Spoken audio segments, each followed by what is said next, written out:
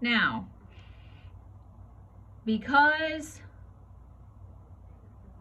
we need to make it harder, let's talk about how to convert between or among the different concentration units. So there's a stepwise process.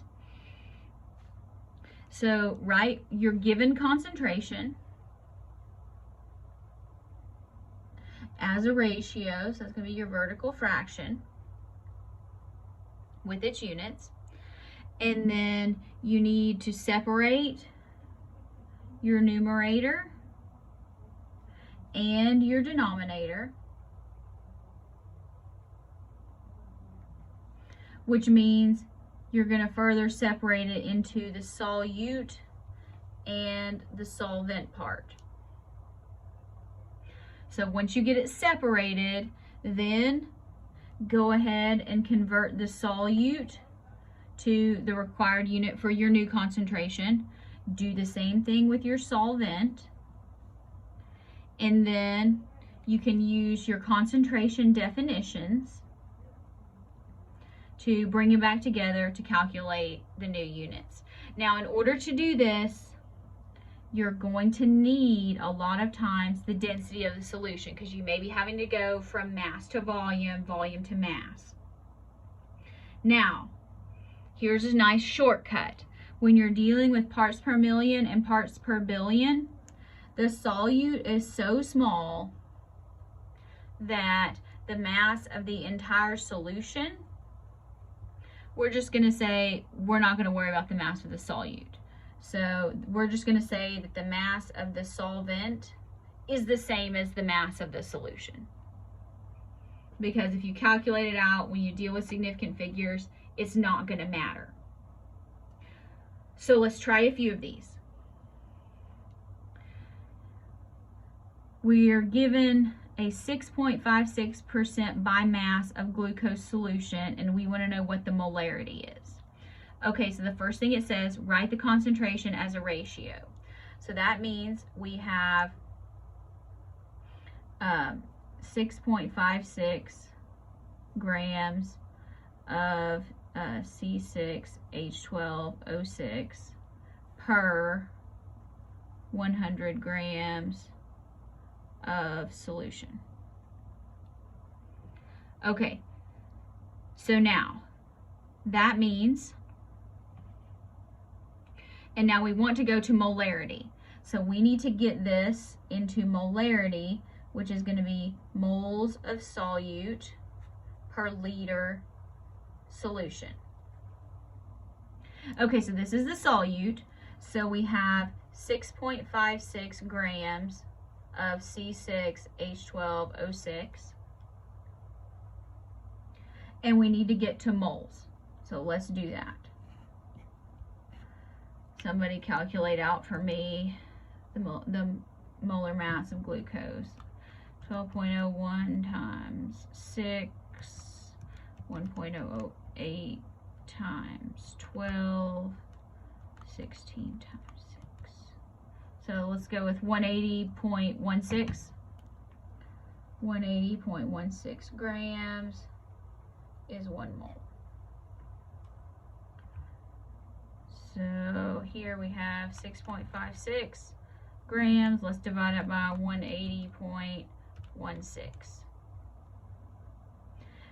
So we have, now you can actually do this in, this is one you can kind of do in one go, but a lot of times it's, which you know if you've been around me long enough, that I prefer to do things in one single line. You can with this. Some of these calculations you can't directly go there, so it's easier to just follow the steps and say, let's convert the solute to the required unit, which is moles. So we're going to go 0.0364. Those 3 significant figures. C6H12O6. Now, we have 100 grams of solution, and we need liters of solution. So in this case, we're going to have to use the density, because it says the density of the solution is. So this says there's 1.03 grams of solution per milliliter. But we need liters. So we're going to have to say there's 1,000 milliliters per liter. Okay, we're done there. So let's get an answer here. So 100 times 1,000, no it's not, it's just 100, divided by 1.03, divided by 1,000. So let's go with 0.0971 liters. So now we recombine. So we wrote out what we started with. We separated our solute, converted it to the required unit, separated our second component, so the solution or the solvent, into the required part. Now we're going to recombine them. So molarity is going to equal 0.0364 moles of glucose per 0.0971 liters of solution. So let's get an answer. 0.0364, 0.0971. So let's round three significant figures, 0.0375. Not 0.375. Said that wrong. And there's the answer. This is a 3. All right, now let's try another one. An aqueous solution. So remember, aqueous means the solvent is water. So it's 36% HCl by mass. We want to calculate both the molality and the mole fraction. Okay, so the first thing, let's write out what the mass percent means.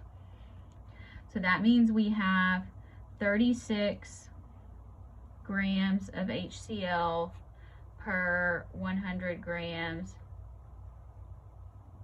of solution. That's the easiest way for me to do it. You know, you can say 0.36 grams per 1 gram. It's going to work out, but this is how we do it in the world of pharmacy, so that's how I like to do it. Now, so let's calculate the molality.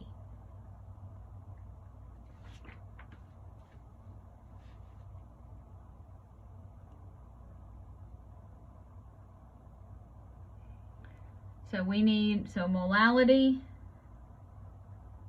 is going to be moles solute per kilogram solvent.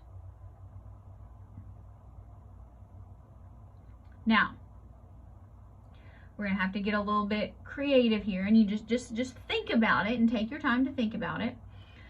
So, moles of solutes, that means we need to find moles of HCl. We can do that. That's not that hard.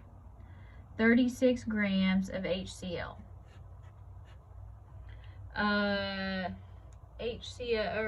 Chlorine weighs how much? I think it's 35.45, but let me find out. 35.45, yes. 35.45 plus 1.008. So let's go with 36.46.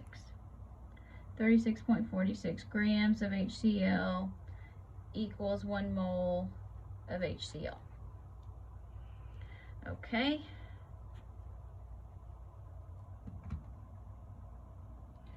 So we're going to get 36 divided by 36.46. Ooh, this is a lot of decimals. So now let's just say 0.9874. Why not? Moles HCl. Now, we need kilograms of solvent. How in the world do we figure that out? Remember when I told you about rewriting where you says solution as solute plus solvent. All right, here's where we're going to use it. So we know if we have 100 grams of the solution, 36 of them are HCl, plus how many grams of water? That's how you figure out. So you use some subtraction here. So 100 minus 36 is 64 grams of water. So you just subtract. Okay, so now we have 64 grams of water. And we need kilograms. So 1,000 grams equals 1 kilogram.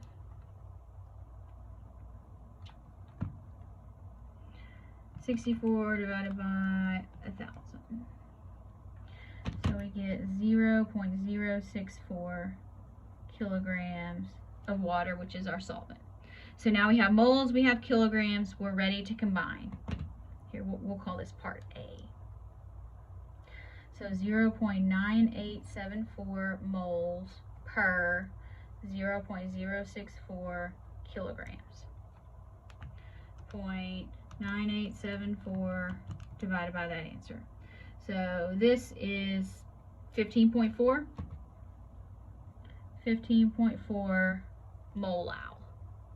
Again, just kind of make a cursive looking italic M. Okay, so now this also asks us to find the mole fraction. So mole fraction is going to be moles solute over total moles of solution. So write moles solute plus moles solvent. I told you you would prefer this definition when you're calculating. Do we know the moles of solute? Yes, we already figured that out. Do we know the moles of solvent? No, we went from grams to kilograms. So let's convert that to moles. So we still have 64 grams of water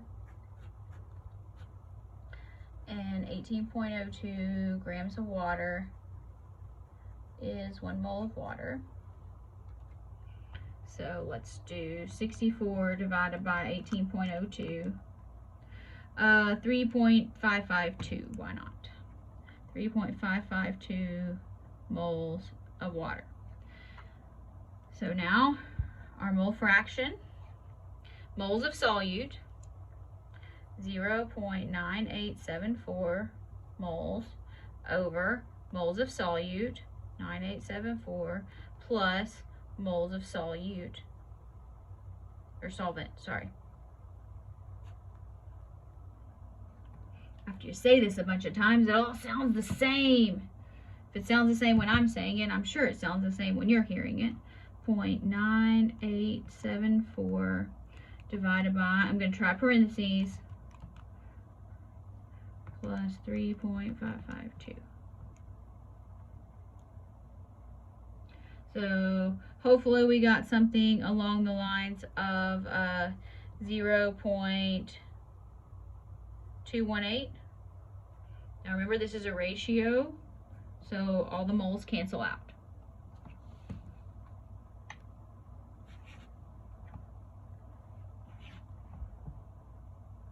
All right, good luck.